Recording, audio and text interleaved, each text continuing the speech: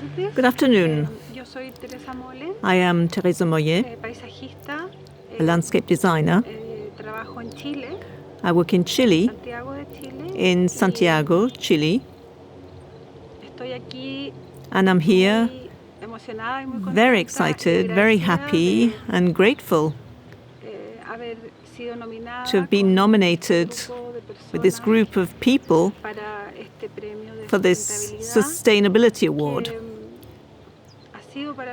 which for me has been a very special recognition because it's been a subject that, without realizing it, I think I've developed it and I've been concerned about it.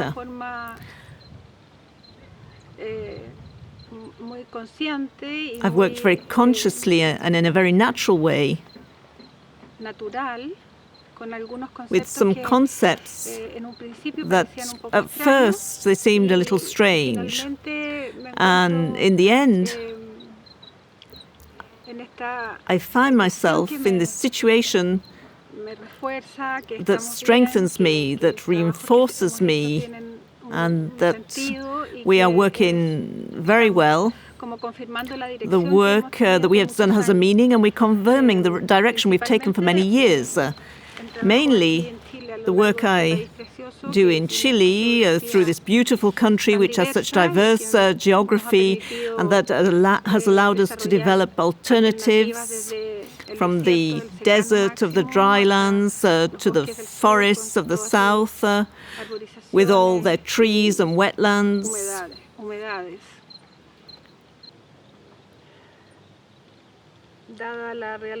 Given the reality that we're all facing, we all have to learn to communicate from a distance. This is also sometimes an opportunity because it allows me to sit here in a special place that we've chosen to do our presentation and to tell you a little about the work that we have done. We're from Chile, the central part of Chile, which is one of the places where we strongly feel the effects of climate change, with major droughts and with very high temperatures, with an extreme difference in cold and heat in the different seasons. And so it's an opportunity to share from where we work and what we are experiencing. I'm sitting here under an acacia cavern, which is a hawthorn tree. It's the tree that's found in this area. It represents the dry land where we are. And I'm sitting on a stone that is part of a project that we worked on in a housing development, and which we are going to show some parts of, and in some places where we really wanted to respect and consider the essence and the character of the place, and to give it to the people who are going to live here and who can appreciate it, who can value it. It is something new, it's something different from what was normally valued before, and it has its own soul, its own essence, and that basis for our work has the objective of bringing nature closer to people, what is unique to each one of these places. And so we're going to continue with the presentation using a new book that we've just edited and published, where during the pandemic we developed different themes that have to do with how, with the philosophy and what we consider as being fundamental for our work. It's a very simple book, very simple, but we think it's very nice to be able to work with this base and to show you what has motivated us recently. And it's a bit like an explanation of why we work and the way we do it. The chapters of the book are land, water, trees, fruit, stones, roots, signs, essence, silence, and our human nature. Let's start with Earth. We're looking at a picture of a project which is in its infancy. It's a project in the north of Chile, in the desert. And then we see the land that has already been tilled and worked, giving life to the population in the city of Calama, which is in the very north, a mining city, where we developed a park for that city. If we look at the land as an opportunity to generate life, then preserving it is a natural thing to do. Its character and its shape are the result of unique cycles and processes that make up a unique history. If we alter them, things happen that sometimes are impossible to foresee. The land is a vital component of a system of which we, men and women, are a part of. The next theme we're going to look at is the theme of water. In the images we have, which we're showing, we see a project, an invitation in Venice at the Venice Biennale in 2016, where we brought some travertine stone found in the north of Chile, and we wanted to provide places to meet in the existing landscape of Venice, in these stones that were abandoned, that had no use, next to a quarry, so that people who came to the Biennale would be able to have a place to meet and have experiences, a place to rest from the rigors of the Biennale. Water harmonizes. As we can see in the images, water balances. Its power comes from its inherent faculty to develop life, and also its visual and auditory presence.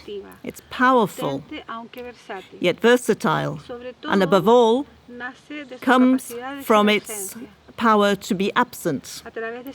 Through its cycles, water comes and goes. It's absent and it returns, as we're seeing today all over the planet. In the following images that come from the Venice project, they show accumulations, pools of water. In the south of Chile, you have the very opposite of the north, where there are lots of trees and life, because there's a lot of water. It rains a lot. It's called the rainforest, which is like a forest of rain, they say. And so these ponds that were produced for this project in the southern forest reflect the forest and mean that we can have a greater presence in that place,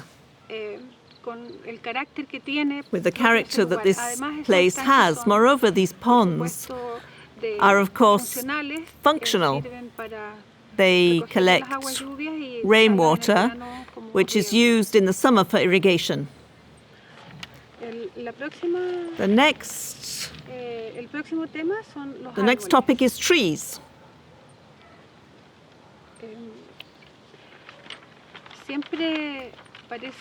It always seems so obvious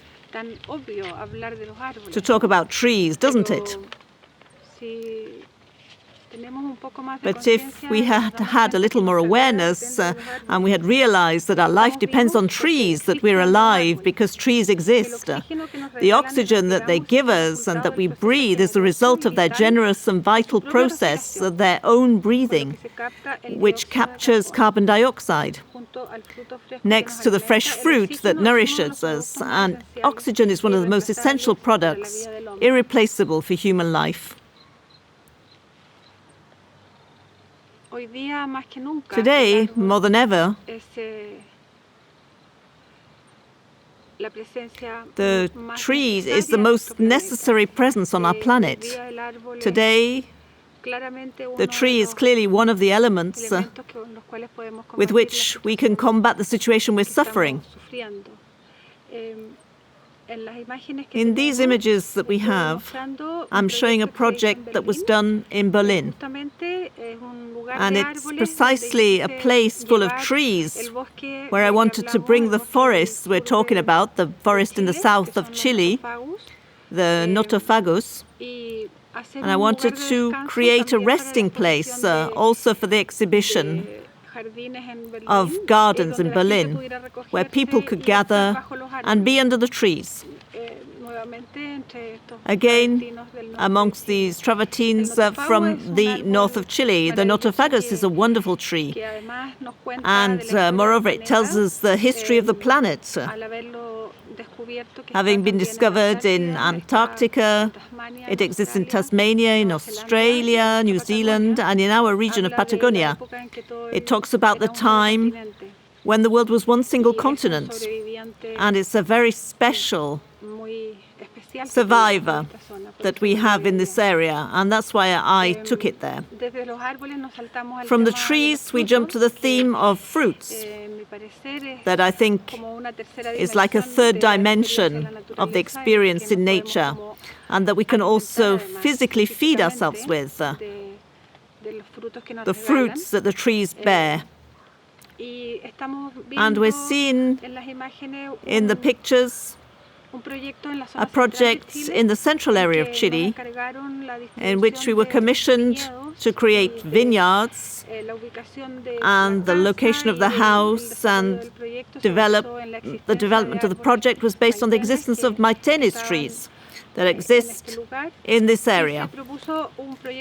And a productive project was presented where lavender was planted to make lavender oil and olive trees and vines, and it generated a productive agricultural place, but one of great beauty. It's another alternative in which we can be immersed in nature. The opportunity to experience and to take care of the land and its fruits has, in these times of strong disconnection with nature, a value which is almost a sacred value. The opportunity to take care of a natural product and that makes us aware of the value of food. It enriches and gratifies us, it educates us, brings us close to the meaning of life. The next chapter, which we have, is about stones. The stones, I carry them inside my soul for some reason, and they've been very present in my work.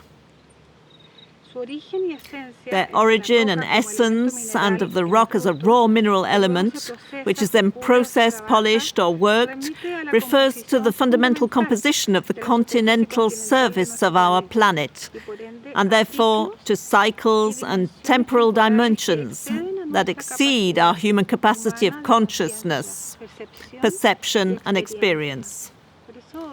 But only rocks, we believe them to be infinite, but they belong to another dimension of vital cycles that we don't manage to incorporate into our daily lives. The work we are showing is Punta Pite, which is in central Chile. It's also a project for a condominium where a path was developed to be able to walk among the rocks. It was very difficult to walk, and this was done in situ. It's a project that was done in 2 years with 40 people who worked the stone in a very traditional, very non-industrial way. There are a series of terraces that go down to the sea. There are paths to walk along the coast. And it's a project in which we tried to bring people back to the experience of being near the sea.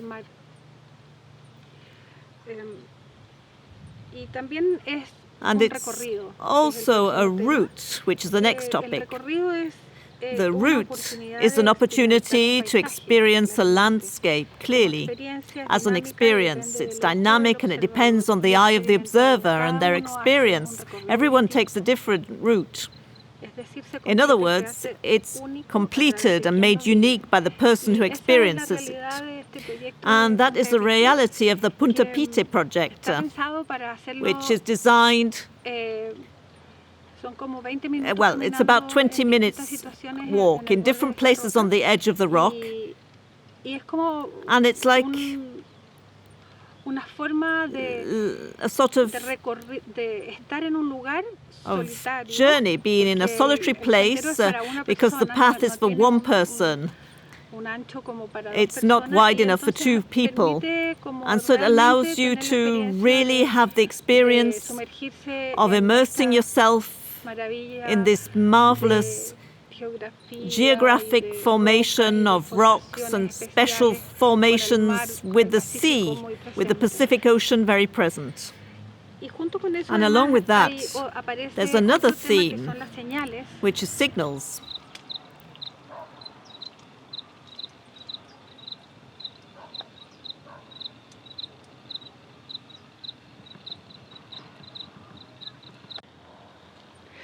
I want to show you this stone that we placed as part of marking a place, referring to how we can give signs, that we split and we put it there as a place where we can say we are in the stone, to mark and to know where we are. I love to be able to show you this place that has a stone with its tree and this other tree, and this place that was formed with this stone that came out of the construction site. They didn't have a place to put it, and it also represents what our landscape is. Simple and new. Again, we can recognize this space because there is this big stone that invites us to sit and to be here. We've chosen pictures from the project in San Pedro de Atacama, from the Tierra Atacama Hotel, which show the vegetation of the area that we care for, that we preserve. And at one point, the clients thought that we're going to clear the whole area and that we're going to remove everything. But as you can see, it's a place of beauty, despite the fact that it's dry land, which again gives value to the essential character of this place, that is the plants that grow naturally here, just as we are here under this hawthorn tree in the San Pedro area, the atriplex, which is the name of the plant. They call it cachiyuyo there. Finally, this place has become a place where people can really meet and find what is unique and essential to San Pedro de Atacama.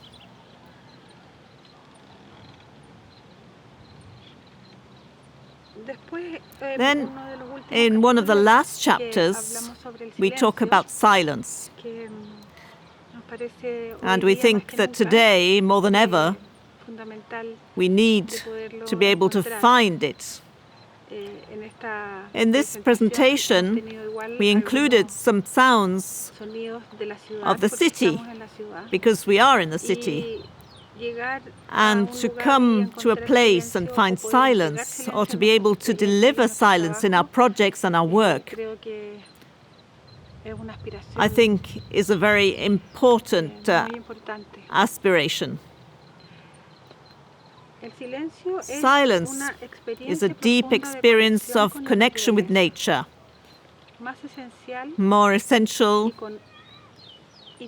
and also a connection with our own existence.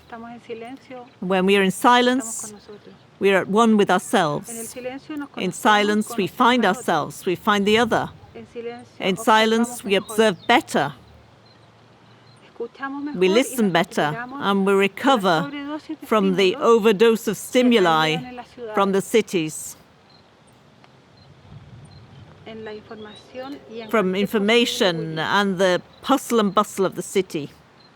The inhabitant is empowered when the project allows the visitor to walk throughout the landscape in solemn silence and solitude, having the opportunity to venerate the surrounding nature inwardly, to venerate those pillars that sustain our experience and exalt our spirit.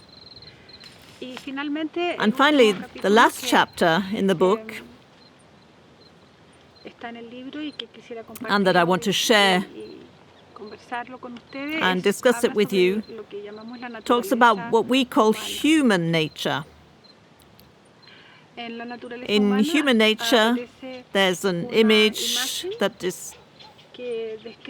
describes like a statement, like a quote that I wanted to highlight.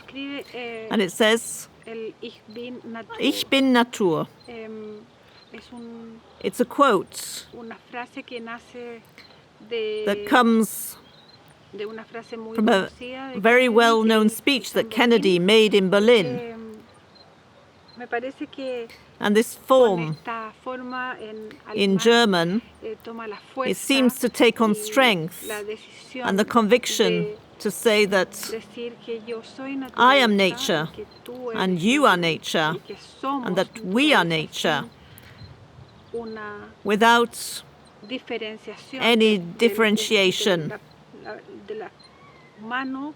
of being hand in hand with nature, from the first person singular to the first person plural. The conjugation of the verb to be nature is what we suggest. I am nature, you are nature, we are nature. The potential for growth lies in erasing the barriers which we have built between our sense of self and nature, to understand ourselves as a part of it, but also to see this change as a particular phase in our relationship with nature, the beginning of a new cycle in which we move from being sustained by the earth as infants, fragile and dependent beings, to being responsible for its care, a transition to a kind of adulthood that brings with it responsibility to repay this mother's care. For although we preserve our fragility and still depend on her, we can become increasingly aware of our capacity to damage and protect her.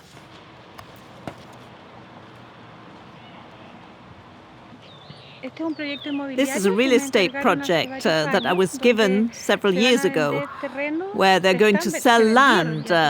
They have already sold all the land, and they asked me to develop the landscape of the whole area.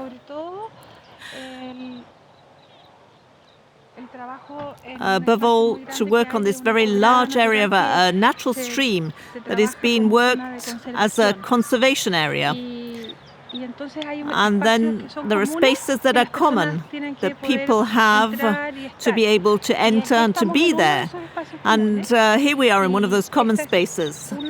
And this is one of the signs that we put in this place, this big stone that we brought here, and to bring it we split it, and then we reinstalled it, showing the cuts, how it was split, which is the beauty of the stone, seen in the afternoon. And it's here waiting for someone to say, let's be together on the stone. Well, we've finished and shared our thoughts and how we work. I hope I was able to convey what we're doing and what we're interested in. I hope also that you got to know a little bit of our land, our country, where we are. And you know that we are sharing deep interests in our work and nourishing our souls, bringing these issues to the people who can hear us. It's very important, and I'm glad. I hope to be with you sometime. If not, we already know that we are united because we're working in the same direction. Thank you very much. And be well.